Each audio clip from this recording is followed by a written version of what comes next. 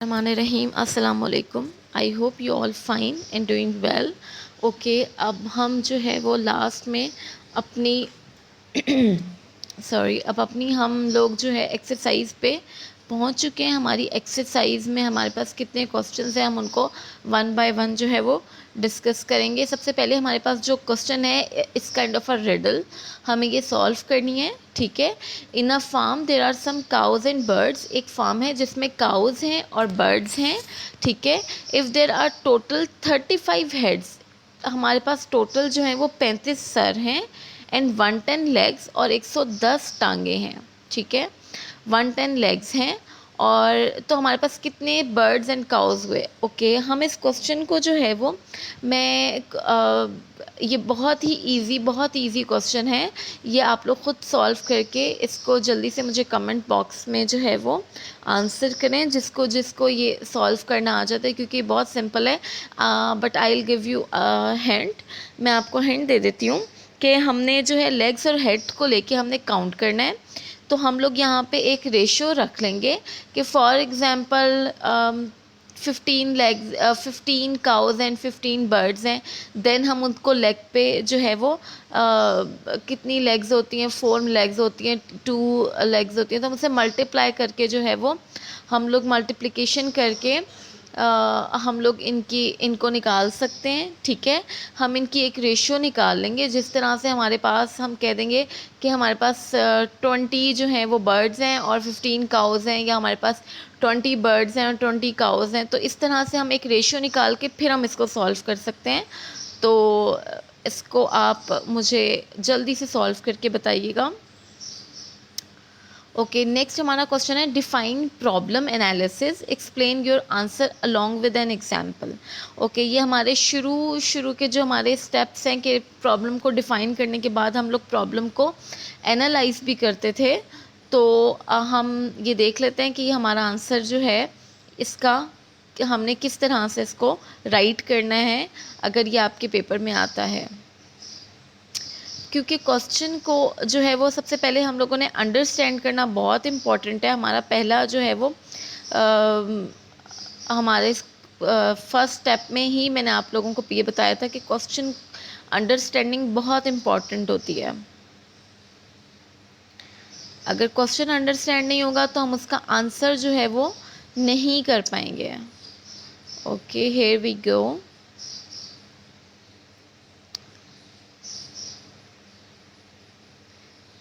ये हमारे पास है अंडरस्टैंडिंग का प्रॉब्लम को अंडरस्टैंड करना। इसमें से ही हम लोगों ने जो है वो एनालाइज वाला जो है वो क्वेश्चन जो है वो अटेम्प्ट करना है। It is important to understand the problem before jumping into the solution of problem. हम लोग किसी भी अंडरस्टैंड करते हैं किसी भी प्रॉब्लम को, उसके सॉल्यूशन तक पहुंचने से पहले उसको अच्छे से अंडरस्टैंड करना। किसी भी रिडल और पजल को जो है वो आंसर करने के लिए हमें उसकी अंडरस्टैंडिंग बहुत इंपॉर्टेंट होती है। जैसे अभी हमने फार्म वाला क्वेश्चन देखा, उसके लिए सबसे पहले उसका आंसर उस बच्चे को सबसे पहले उसका आंसर मिलेगा जो कि उस क्वेश्चन को सबसे ज़्यादा अच्छे से अंडरस्टैंड करेगा। अंडरस्टैंडिंग लेवल जितना अच्छा होगा आपका क्वेश्चन, आप उतना अच्छा उसको बता सकते हो। ठीक है।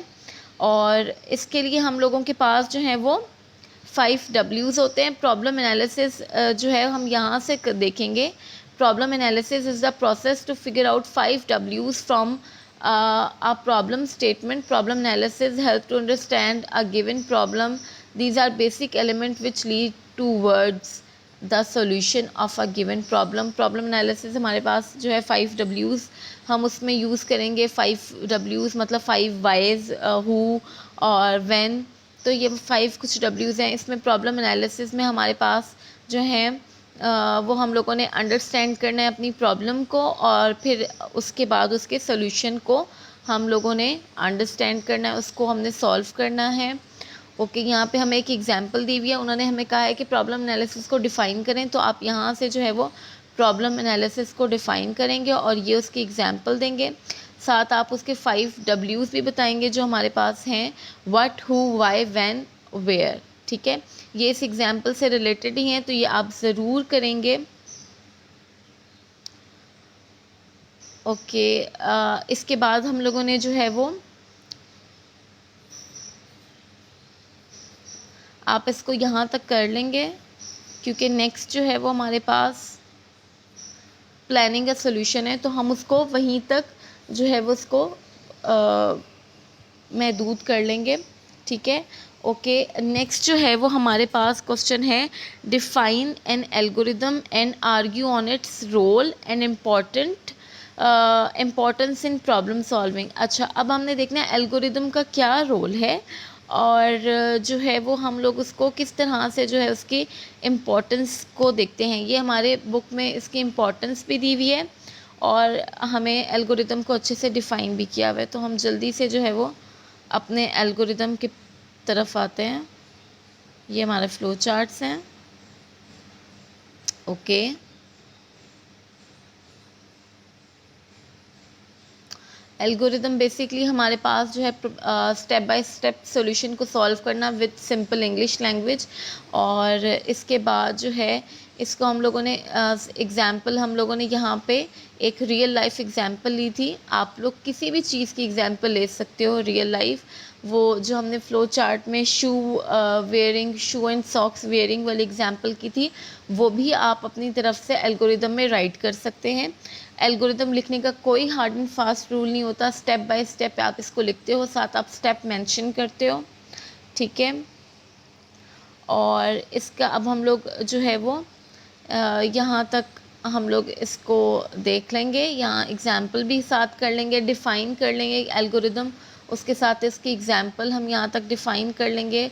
उसके बाद हम लोग जो है एल्गोरिदम के इम्पोर्टेंस जो है वो यहाँ पे हमारे पास क्या है, इसका रोल आ गया, जो कि रोल भी इस क्वेश्चन में शामिल है कि हमने इसका रोल भी देखना है और हमने इसकी इम्पोर्टेंस भी देखनी है।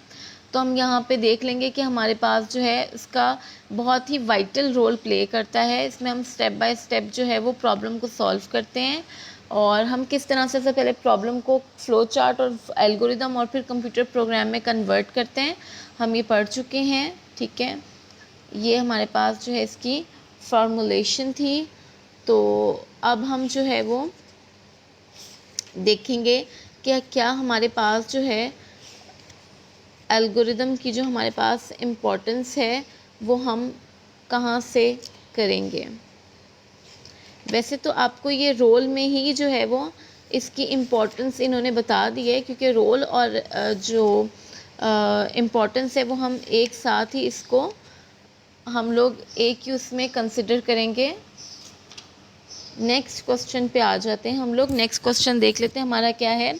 Suppose a problem has multiple algorithms, how would you choose the most efficient one. Okay, ये हमारे पास एफिशिएंसी आ गई कि हम लोग किस बेस पे जो है वो इसको चूज़ करते हैं।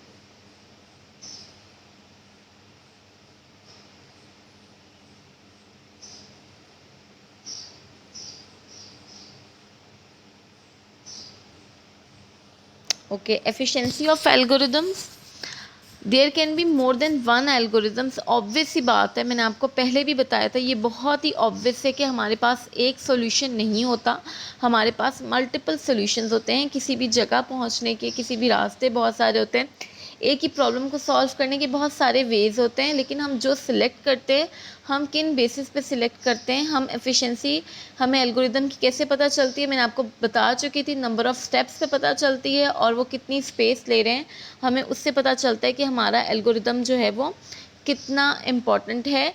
तो उन्होंने हमसे क्वेश्चन पूछा है क्वेश्चन कि how would you choose the most efficient one. आपको कैसे जो है वो आप एक एफिशिएंट जो है वो एल्गोरिदम चूज़ कर सकते हैं, एग्जांपल बताएं। तो हम ये हम सारा कर लेंगे जो हमारा एफिशिएंसी ऑफ एल्गोरिदम है। ओके, इसके बाद जो है वो हम एग्ज़ाम्पल कर लेंगे। मैंने आपको ये एग्ज़ाम्पल आपके साथ डिस्कस की थी जो हमारे पास थी, लेकिन मैंने आपके साथ ये एग्ज़ाम्पल डिस्कस नहीं की थी। ये एग्ज़ाम्पल भी मैं आपको बता देती हूँ कि जिस तरह से हमारे पास उन्होंने कहा है कि हमारे पास मल्टीपल एल्गोरिदम्स हैं, तो हमारे पास हमें एक सीरीज़ दी हुई है 1 + 2 + 3 + 4 + 5 + 99। मतलब इन सबको प्लस करेंगे तो हमारे पास क्या बनेगा, 1 + 2 3, 3 + 3 6, 6 + 4 10, 5, 15, 15 प्लस 6 हमारे पास 21, 21 प्लस 7 क्या होगा, तो सो ऑन 99 तक हमने प्लस करना है। तो इसके लिए हमारे पास जो है हम किस तरह से हम इसको सॉल्व कर सकते हैं। Different mind can differently answer their questions. उन्होंने यही बात लिखी हुई है। One solution is to start adding number. एक सोल्यूशन तो हमारे पास यही है जो मैंने आपको अभी बता दिया कि हम लोग उसको स्टार्ट से ऐड करना शुरू कर दें नंबर को, बिगनिंग से एंड तक। और दूसरा सोल्यूशन ये है कि हम जो है वो इसको इस तरह से हम लोग पेयर्स बना लें। 1 + 99 क्या होता है, 100 बनता है। 2 + 98 भी 100 होता है। 3 + 97 भी 100 होता है। 4 + 96 भी 100 होता है। 5 + 95 भी हमारे पास क्या होता है, 100 होता है। 6 + 94 भी हमारे पास 100 होगा। तो हमने इस तरह से हम पेयर्स बना लेंगे। वेयर ईच पेयर गिव्स 100, हमें पता है हर पेयर जो है, we count the number of pairs and multiply that count. हमने काउंट करना है नंबर्स ऑफ पेयर को कि हमारे पास कितने पेयर्स बन रहे हैं। For example 1 2 3 4, 1 2 3 4 5 and 6। तो हमारे पास 6 पेयर्स हैं, हम उनको काउंट करेंगे 6 पेयर्स को कि अच्छा हमारे पास 6 बने, 7 बने। ये एग्जाम्पल है, ओके। आपने देख लेना है कि आपके पास पेयर्स कितने बन रहे हैं, उसको आपने 100 से मल्टीप्लाई करना है और उसके बाद जो है वो 50 जो है वो ऐड करना है उस रिज़ल्ट में, ठीक है। तो हमें पता चल जाएगा कि हमारा आंसर क्या है, इन सबको प्लस करने के बाद क्या आता है। एक और सोल्यूशन है जिसमें हमें ये फार्मूला दिया हुआ है। ये बहुत ही सिंपल फार्मूला है और ये बहुत जगह ये आपसे पूछा जा सकता है कि आपके एफिशिएंसी कैलकुलेट करने का जो एक हम लोग बेसिक फार्मूला है हम लोग यूज़ करते हैं कि यहाँ पे n जो है उसको हम 99 कंसिडर करते हैं कि n जो है वो हमारे पास 99 है। तो 99 + 1 100 और 100 को हम दोबारा 99 से मल्टीप्लाई करें और उसको 2 पे डिवाइड करें जो, तो हमारे पास क्या आएगा। तो this example shows different approaches to solve one problem, and if these approaches are used in computer then accordingly there may be different memory usage and number of steps। तो इनकी मेमोरी यूसेज भी different होगी, इनके steps भी different होंगे, ये कितनी memory में स्पेस लेने। अगर हमारी अप्रोच डिफरेंट है तो वो डिफरेंटली हमारे पास जो है उसके आउटपुट्स मिलेंगी। ओके, नेक्स्ट क्वेश्चन हमारे पास है, how do you determine requirement for a flow chart. हमें किस तरह से जो है फ़्लो चार्ट की रिक्वायरमेंट्स मिलती हैं। अब हमारे पास जो क्वेश्चन आ गया है ये हमारे पास जो है फ़्लो चार्ट से रिलेटेबल है। अब हम फ़्लो चार्ट देख लेते हैं। फ़्लो चार्ट में हमारे पास क्या है, हमें फ़्लो चार्ट की रिक्वायरमेंट्स देखनी है। ओके, ये रिक्वायरमेंट्स हम पहले देख चुके थे, जिसके लिए हमारे पास इनपुट बहुत इम्पॉर्टेंट होती है कि हमने क्या इनपुट किया है। प्रोसेसिंग इम्पॉर्टेंट होती है और उसके बाद जो है डिसीजन मेकिंग एंड आउटपुट्स, ठीक है। ये हमारे पास बहुत ही इम्पॉर्टेंट होते हैं कि हम लोगों ने किस तरह से अगर हमें कोई फ़्लो चार्ट बनाना है उससे पहले हमें उसकी रिक्वायरमेंट्स लेनी है कि हमें वो बनाना किस तरह से है, ठीक है। उसको हमने किस तरह से जो है वो किस तरह से शेप में एक शेप में लेकर आना है। तो उसके लिए सबसे पहले हम लोग इनपुट करते हैं, प्रोसेसिंग होती है, बीच में हमारे पास एक स्टेप होता है डिसीजन मेकिंग का कि हमारे पास जो स्टेटमेंट है वो हमारे पास ट्रू है या फॉल्स है, ठीक है। वो हम लोग वो चेक कर लेते हैं, हम उसके साथ आउटपुट देखते हैं। तो ये इसके लिए हम सिर्फ इतना ही करेंगे, ये टॉपिक पूरा इस क्वेश्चन का आंसर है। ओके, नेक्स्ट है हमारे पास explain types of test data. ये हमने अपनी लास्ट वीडियो में जो है वो टेस्टिंग डेटा जो है ये हमने कर चुके हैं। इसकी टाइप्स जो है वो हम कर लेंगे।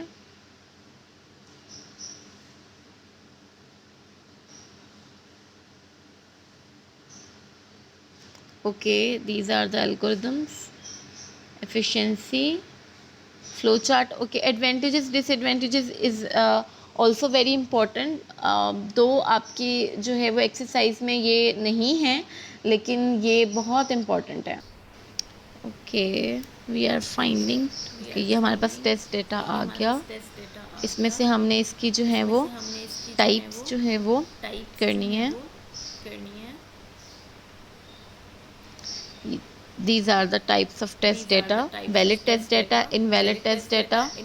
जो कि वैलिड टेस्ट डाटा में हम लोग चेक करते हैं कि हमारे पास जो इनपुट है क्या वो वही है जो हम लोगों ने सेट की हुई है कि 1 से 100 तक न्यूमेरिक जो हैं वो वैल्यूज़ जाएंगी। अगर वो 100 से अबव हो जाती हैं तो वो इनवैलिड टेस्ट डाटा हो जाएगा। ठीक है, उसको हम किस तरह से जो है वो चेक करेगा। उसके बाद बाउंड्री टेस्ट डाटा हम लोग एक्सट्रीम वैल्यू पे जाते हैं। रॉन्ग डाटा फॉर्मेट्स हम लोगों ने किस तरह से जो है वो हमारे पास, अगर हम कोई रॉन्ग जो है वो हमारा इनपुट सिस्टम जो है, अगर हम लोग इसको किस तरह से चेक करते हैं, अगर हम सिस्टम में कोई डाटा जो है वो इन अप्रोप्रिएट फॉर्मेट जो है इनपुट कर दें, हम लोगों ने न्यूमेरिक करवाना और हम लोग एबीसी कर दें। और एब्सेंट डाटा में हमारे पास क्या होता है कि हम लोगों ने क्या चेक करना होता है कि हमारे पास कोई नंबर या कोई चीज़ मिसिंग है। तो वो इसको किस तरह से चेक करेगा कि हमारे पास अगर मैंने आपको बताया था कि अगर हमारे पास कार्ड है जो हमारे पास हम लोग स्क्रैच करके, मोबाइल कार्ड जो होता है हमारे पास, उसको हम लोग फ़ोन में क्रेडिट करते हैं, तो हम उसमें जब तक वो पूरे नंबर्स नहीं डालते तब तक कोई भी अगर डाटा उसमें से मिसिंग हो तो वो जो है डाटा एब्सेंट हो तो वो जो है वो वर्क नहीं करेगा। ओके। नेक्स्ट क्वेश्चन हमारे पास ट्रेस टेबल है, लेकिन ट्रेस टेबल से पे जाने से पहले मैं कहूँगी जिस तरह से मैंने एडवांटेजेस एंड डिसएडवांटेजेस का आपको बताया, same as it is validation and verification also very important. ये भी आप लोग करेंगे। और ट्रेस टेबल कल हम लोगों ने किया था। बेसिकली ट्रेस टेबल जो है वो हमारे पास यही होता है कि हम लोगों ने उसमें चेक करना है कि उसमें हमारे पास जो हम लोगों ने एक हम लोग एल्गोरिदम या एक हम फ्लो चार्ट या हम एक कोई भी सोल्यूशन की तरफ जो जा रहे हैं, जो हमारे पास सोल्यूशन है, क्या वो ठीक है या नहीं है। ट्रेस टेबल जस्ट हमारे पास टेस्टिंग के लिए होता है, ये हमारे पास टेस्ट करता है। इसमें हमारे पास कंफर्म वही वैल्यूज़ जो हैं वो नहीं होती, उसमें हमारे पास मिस्टेक्स भी हो सकती हैं, जैसे कि हमने कल देखी भी थी कि जो है वो लेस देन और इक्वल टू वाली थी। तो ये हमारे पास जो है हम लोगों ने इसी तरह से बार बार अपने टेस्टिंग करनी होती है ताकि हमारे पास जो है वो आंसर जो है वो ठीक आ जाए। ओके। समरी में हमारे पास जो है वो डेफिनेशंस हमें दी हुई होती हैं, वो भी हमें एक दफ़ा ज़रूर देखनी चाहिए। हर चैप्टर की समरी जो है वो बहुत इम्पॉर्टेंट होती है। Okay, choose the correct options. Which solution are not reach through proper algorithms और वर्क प्लानिंग। ओके, कौन से ऐसी हमारे पास जो है ऐसे सॉल्यूशंस हैं जो कि हम लोग प्रॉपर एल्गोरिदम और वर्क प्लानिंग के साथ नहीं चलते। प्रिपेयर्ड सॉल्यूशन, कैंडिडेट सॉल्यूशन और स्ट्रेटेजाइज्ड सॉल्यूशन और बेस्ट सॉल्यूशन। इसमें हमारे पास जो है वो हम फिर से अंडरस्टैंडिंग ऑफ क्वेश्चन की बात कर लेंगे।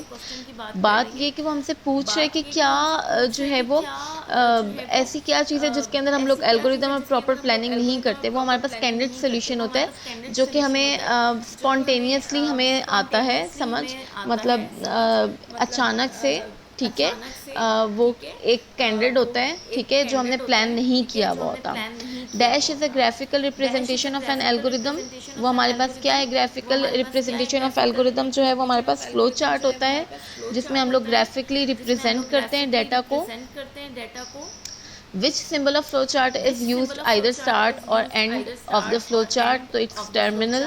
terminal हम use करते हैं। dash means to test if required solution is there।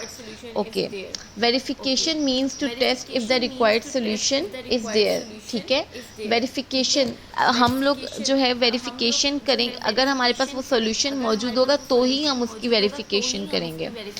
so in a dash error the solution is working but not required result। Logical error, मैंने आपको लास्ट वीडियो में बताया था कि लॉजिकल एरर ऐसा एरर होता है जो कि रिजल्ट देता है लेकिन वो अकॉर्डिंग टू हमारी रिक्वायरमेंट्स नहीं होता है। Before problem solving, we need to first dash a problem, analyze a problem, and algorithm produce a defined set of steps. ठीक है. A flowchart utilize various symbol and text to map out the order of steps. Flow chart में हमारे पास बहुत सारे symbols होते हैं और उसके अंदर हम लोग कुछ ना कुछ कोई ना कोई टेक्स्ट जो है वो राइट करके हम लोग जो है उसको स्टेप आउट करते हैं. हम लोग काफ़ी सारे उसके स्टेप्स बनाते हैं. इन फ्लो चार्ट सिंबल ये हमारे पास डिसीजन मेकिंग सिंबल होता है. Dash is use to test the solution. Verification is use to test the solution. ये हमने ऑलरेडी ऊपर इसकी हमने वो भी किया है, मल्टीपल चॉइस. ओके, लास्ट में हमारे पास ये फ्लो चार्ट्स बनाने हैं. So it's very detailing question. तो ये मैं आपको, वैसे तो इनमें से कुछ बहुत इजी हैं जो कि आप कर सकते हैं, जिस तरह एलसीएम और फैक्टर्स डिस्प्ले करना या एक नंबर को चेक करना कि वो डिवाइड होता है या नहीं होता है. तो ये सिंपल हैं. इनमें से कुछ जो लीप ईयर है, ये शायद आपने जो है first time I think you heard this, leap year और फैक्टोरियल. तो ये जो है मैं आपको try to solve it by yourself. वरना ये मैंने इसको डीपली आपको जो है ये फ्लो चार्ट जो है ये ड्रॉ करके आपको समझाने हैं. ओके, तो थैंक यू सो मच. आज के लिए इतना ही एंड अल्लाह हाफिज़.